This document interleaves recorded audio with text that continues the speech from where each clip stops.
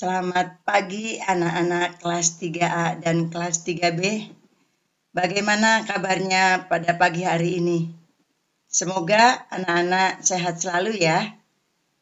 Baik, kembali kita bertemu pada pembelajaran daring kali ini. Pada pembelajaran pagi hari ini, Ibu akan menjelaskan pelajaran bahasa Indonesia, yaitu tema 1, subtema 4. Tujuan pembelajaran yaitu kalian dapat memahami perkembangbiakan pada tumbuhan. Perkembangbiakan tumbuhan dapat terjadi secara yang pertama, 1. Alami, 2. Buatan. Perkembangbiakan alami dapat terjadi dengan 1. Biji atau tunas. Yang kedua, umbi atau spora. Perkembangan tumbuhan alami dengan biji. Coba perhatikan anak-anak. 1. Sebagian besar tumbuhan berkembang biak dengan biji. Yang kedua, tumbuhan dewasa akan berbunga dan menghasilkan buah. Yang ketiga, di dalam buah terdapat biji. 4. Biji berkembang menjadi tanaman baru. Yang kelima, tanaman baru tumbuh menjadi dewasa dan berbuah. Yang keenam, perputaran tahapan perkembangan tersebut membentuk sebuah siklus atau daun hidup. Tumbuhan yang berkembang biak dengan biji adalah contohnya mangga, jeruk, dan semangka. Perkembangan tumbuhan alami dengan biji. Coba perhatikan anak-anak. Gambar bagian-bagian biji. Yang pertama, embrio, calon tumbuhan baru. Lihat lagi, selimut biji, melindungi biji. Yang ketiga, kotiledon, sumber makanan untuk calon tumbuhan baru. Baik anak-anak, kita teruskan. Perkembangan tumbuhan alami dengan tunas. 1. Tunas adalah anakan yang tumbuh di dekat tumbuhan induknya. Yang kedua, contoh tumbuhan yang bertunas adalah, coba perhatikan, pisang dan pohon bambu. Yang ketiga, tunas pisang tumbuh dari batang yang ada di dalam tanah. Yang keempat adalah tunas yang tumbuh di daun induk atau berkembang biak dengan tunas daun. Contohnya adalah cocor bebek. Tunas cocor bebek tumbuhan di tepi danau. Perkembangan tumbuhan alami dengan tunas. Coba perhatikan gambarnya. Yang pertama yaitu cocor bebek. Apa anak-anak? Cocor bebek. Perhatikan gambar yang kedua, pohon bambu. Nah, coba lihat ini pohon bambu. Yang ketiga adalah, coba apa? Gambar apa? Kalian ada yang tahu?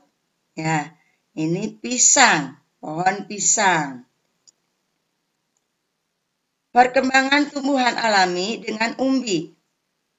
Perkembangbiakan umbi ada 3 macam anak-anak, yaitu umbi batang, umbi lapis, dan umbi akar. 1. Tanaman yang berkembang biak dengan umbi batang, contohnya kentang dan umbi jalar. Yang kedua, tanaman yang berkembang biak dengan umbi lapis, contohnya bawang dan bunga bakung.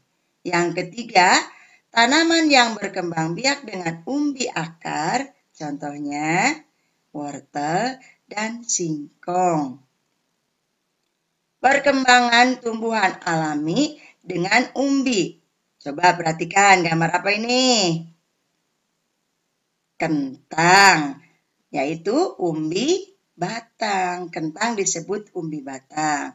Yang kedua, umbi lapis, yaitu bawang. Umbi lapis adalah bawang. Coba perhatikan. Yang ketiga adalah umbi akar. Contohnya yaitu wortel. Jadi wortel adalah umbi akar. Perkembangan tumbuhan alami dengan umbi.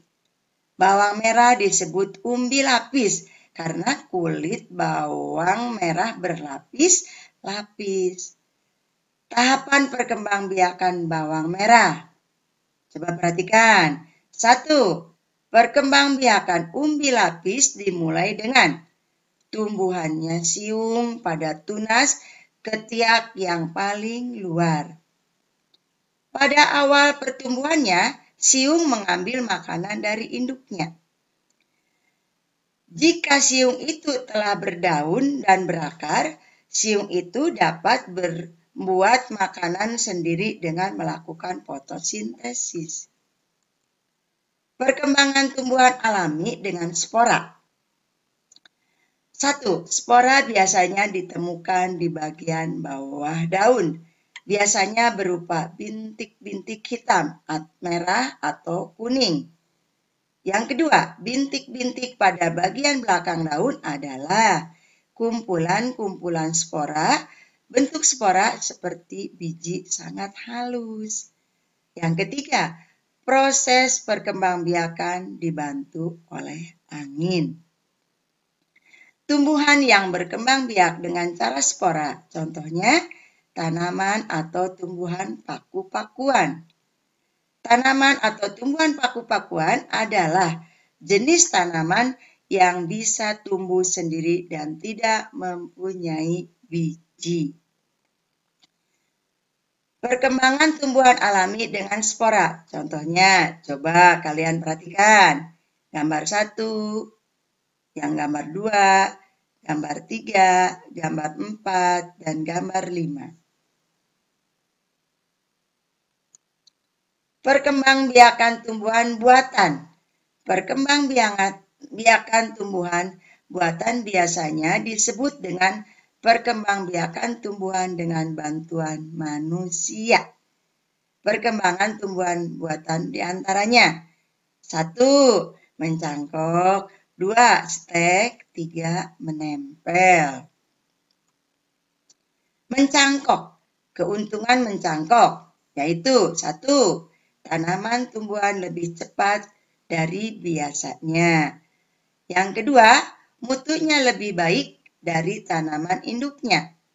Yang ketiga, buah yang dihasilkan lebih banyak dalam waktu yang singkat. Yang keempat, murah dan mudah untuk mengembangbiakan tanaman. Ada juga loh anak-anak kekurangan dari mencangkok. Coba perhatikan. Kekurangan dari mencangkok. 1. Lebih mudah roboh jika dibandingkan dengan tanaman yang berasal dari perkembangbiakan dengan biji. Akar tanaman hasil mencangkok lebih rapuh. Nah, coba perhatikan. Mencangkok alatnya. Nah, nanti kalau kalian nanti mau mencoba boleh bersama papa mama di rumah ya. Mencangkok alat-alatnya dan bahan yang diperlukan. Pisau, sabut kelapa atau plastik, tali, sedikit tanah yang dicampur pupuk kandang. Coba perhatikan langkah-langkah untuk melakukan pencangkokan. 1. Pilih cabang atau dahan pohon dengan ukuran sedang. Yang kedua, kupas dahan hingga bersih dari kulit dan lendir kira-kira sepanjang 5-9 cm. Yang ketiga, tutup kupasan tadi dengan tanah subur yang sudah dicampur dengan pupuk kandang. Yang keempat, bungkus tanah dengan sabut kelapa atau plastik lalu diikat dengan tali. Yang kelima, siram cangkokan setiap pagi dan sore. Yang keenam, setelah akarnya tumbuh banyak, potong cabang dari induknya dan tanam di tempat yang teduh. Yang ketujuh, biasanya akar tumbuhan dalam waktu sekitar sampai 2 bulan. Nah, tadi kalian sudah mendengarkan penjelasan dari Ibu kan? Nah, Ibu harapkan setelah kalian mendengarkan penjelasan dari Ibu, semoga anak-anak dapat memahaminya. Sekian anak-anak pembelajaran bahasa Indonesia dari Ibu. Terima kasih atas perhatiannya. Selamat belajar. Tuhan memberkati. Yuk, sampai jumpa. Terima kasih anak-anak kelas 3 dan kelas 3B. Semangat!